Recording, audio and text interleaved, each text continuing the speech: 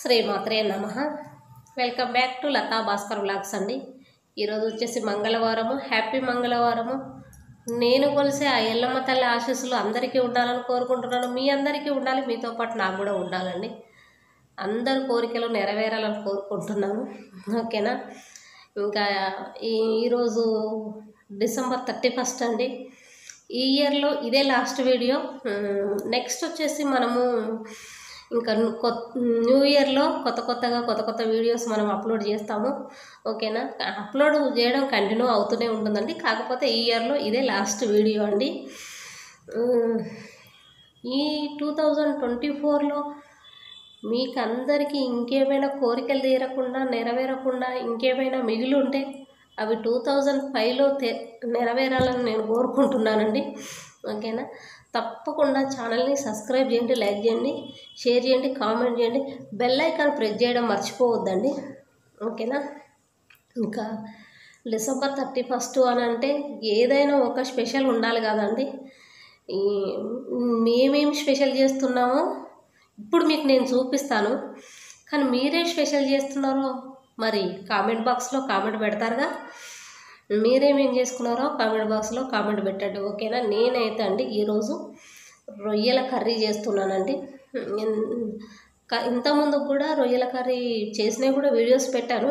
కానీ డిసెంబర్ 31కి నేనేం చేశానో మీకు అందరికి చూపించాలి కదండి. అందుకే నేను రొయ్యల కర్రీ ఎలా చేయాలండి. కడాయి పెట్టుకొని ఆయిల్ వేసుకున్నాను. ఆయిల్లో ఉల్లిపాయలు,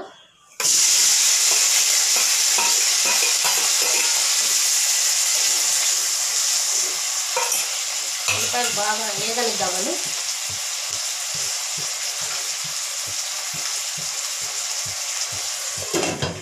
మూత పెట్టేస్తే కొంచెం తొందరగా మగ్గుతాయి అన్నమాట. అందుకే ఓకేనండి. ఉల్లిపాయలు మగ్గిపోయినాయి. ఎర్రగా ఉంది అని అనుకోకండి. అయితే ఇది ఎర్రగా ఎందుకు ఉంది అంటే మొన్న ఫిష్ ఫ్రై చేశానంటే అది కొంచెం ఆయిల్ ఉంటే వేసాను అనమాట. అందుకని మీకు ఎర్రగా కనబడుతుంది. అంతే, ఏమీ లేదు. నేను ఏమి వేయలేదు దాంట్లో. ఇదండి పసుపు. బాగా మగ్గిపోయినాయండి ఉల్లిపాయలు. మీకు ఉల్లిపాయలు మాత్రమే ఎర్రగా కనబడుతున్నాయి, అంతేనండి, ఏమీ లేదు దాంట్లో. ఇది వచ్చేసి అల్లం వెల్లుల్లి పేస్ట్ అండి, టమాటోస్ అండి వేసేస్తున్నాను.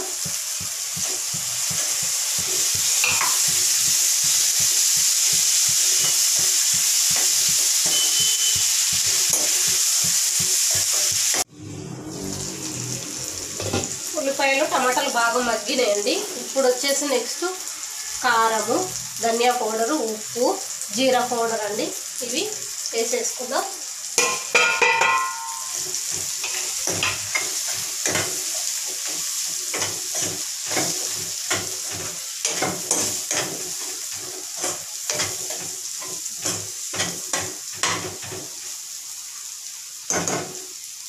కొంచెం స్లిమ్లో పెడదాము, ఎందుకు మగ్గినాయా చూద్దాము. మగ్గిపోయినాయండి బాగా. టమాటోస్, ఉల్లిపాయలు, మనం వేసిన కారం మసాలా కూడా మంచిగా నూనెలో మగ్గిందనమాట. ఇప్పుడు ఫ్రెష్గా కడిగి పెట్టుకున్న రొయ్యలండి, ఇవి బాగా నీట్గా కడిగి పెట్టుకున్న రొయ్యలు కూడా వేసేసుకున్నాం.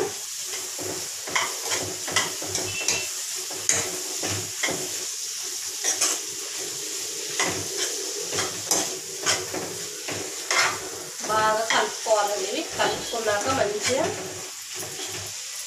మూత పెట్టి స్లిమ్లోనే ఒక 5 మినిట్స్ ఉడకబెట్టుకుందామండి. స్లిమ్లో మంచిగా మగ్గనిద్దాము. ఎంతవరకు మగ్గినాయి చూద్దాం. వావు, మగ్గినాయండి. ఆయిల్ మొత్తం పైకి తేలింది. ఆయిల్ అంతా పైకి తేలుతుందండి. బాగా మగ్గుతేనే తేలుద్దండి అట్లా ఆయిల్. ఇప్పుడు కొంచెం వాటర్ వేసుకుందాం, కొంచెమేనండి. ఓకేనా. ఇప్పుడు కొంచెం వాటర్ వేసుకుంటున్నాం. చూసారా, ఎక్కువ వేయలేదండి, చూడు కొంచెమేనండి. ఎందుకంటే మనకు కొంచెం ఎగురులాగా కావాలి కదండి. చపాతీల్లో తినడానికి చాలా బాగుంటుంది అన్నమాట.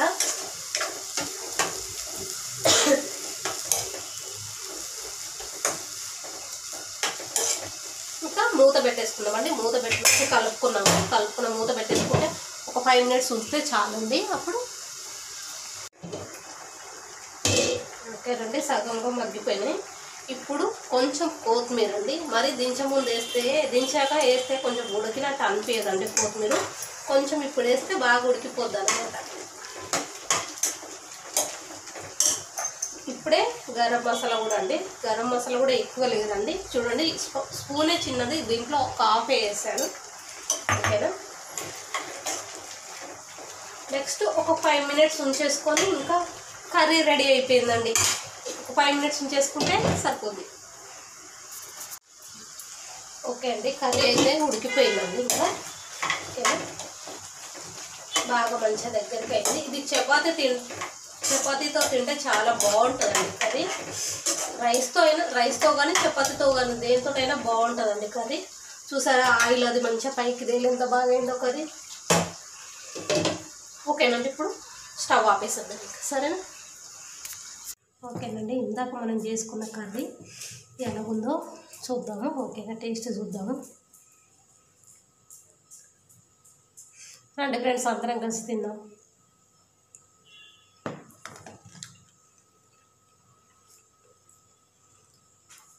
చాలా బాగుందండి, చాలా టేస్టీగా ఉంది, చాలా బాగుంది. నచ్చితే తప్పకుండా ఛానల్ని సబ్స్క్రైబ్ చేయండి, లైక్ చేయండి, షేర్ చేయండి, కామెంట్ చేయండి. ఓకేనా, బాయ్ అండి.